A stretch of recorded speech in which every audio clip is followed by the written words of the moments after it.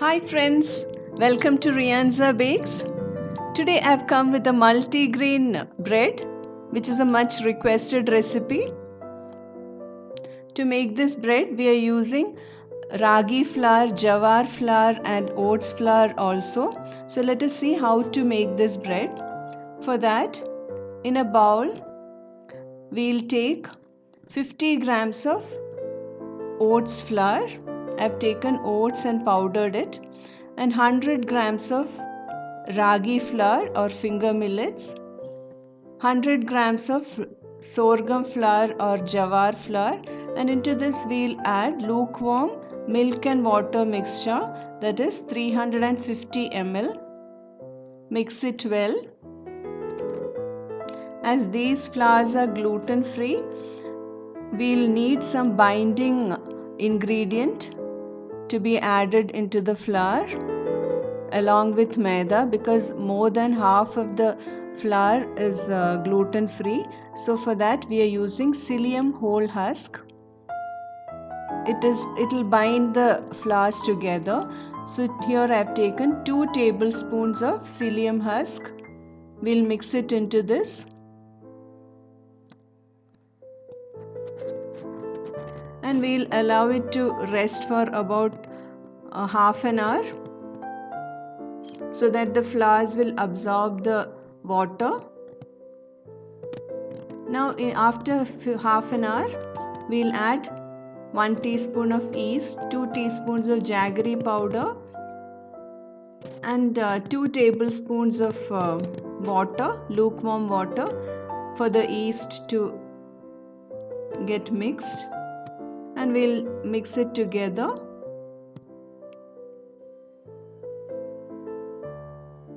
Now into this we'll add 200 grams of all-purpose flour or maida. You can also use a mix of maida and whole wheat flour.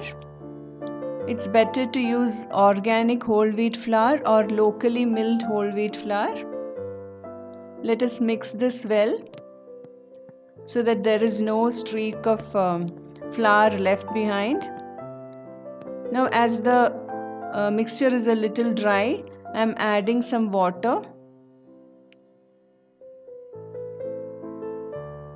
Altogether I have used 400 ml of water, 350 ml to soak the flour and 50 ml while mixing the maida into the dough.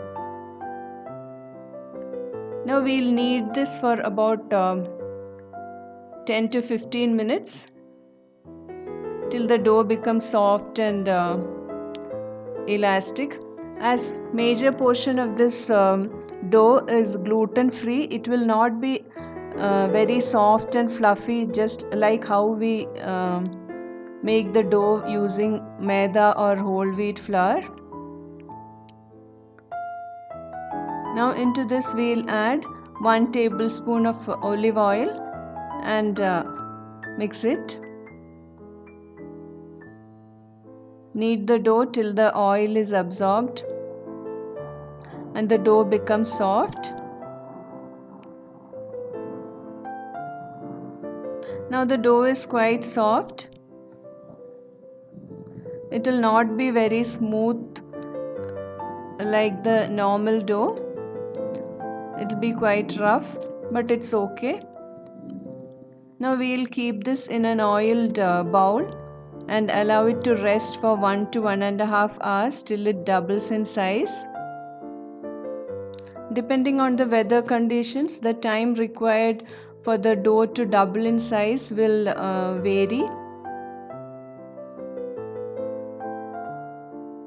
We'll cover it with a cling film or a damp cloth and allow it to rest till it doubles in size. Now the dough has doubled in size. When you poke the dough, it will not rise back. That shows that the dough is well proved. Now we'll give it a short knead and we'll shape the dough into a loaf.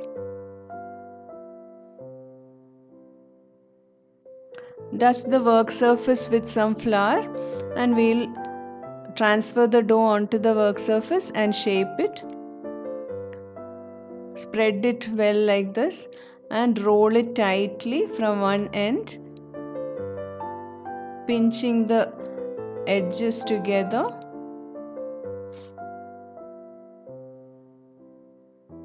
Pinch it well and roll it slightly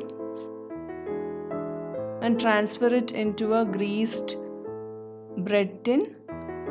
Here I have used a 7.5 by 3.5 inch bread tin. Press the dough well into the tin so that it fits nicely, and apply some oil on top so that the dough doesn't dry out. And we'll allow this to rest till it just reaches the rim. It should not be overproofed. If it is overproofed, the bread will crumble.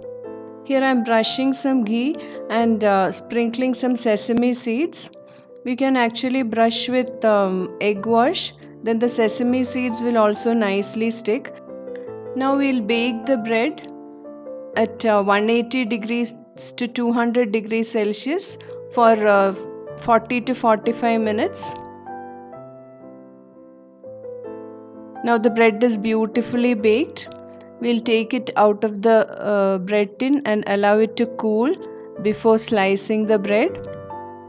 In this way we can incorporate healthy flours in our bread and it tastes delicious.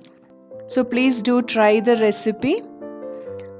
As more than half of the flour used in this bread is gluten free, we have used psyllium husk as a binding agent. If you don't want to use psyllium husk, then you can reduce the quantity of the healthy flours.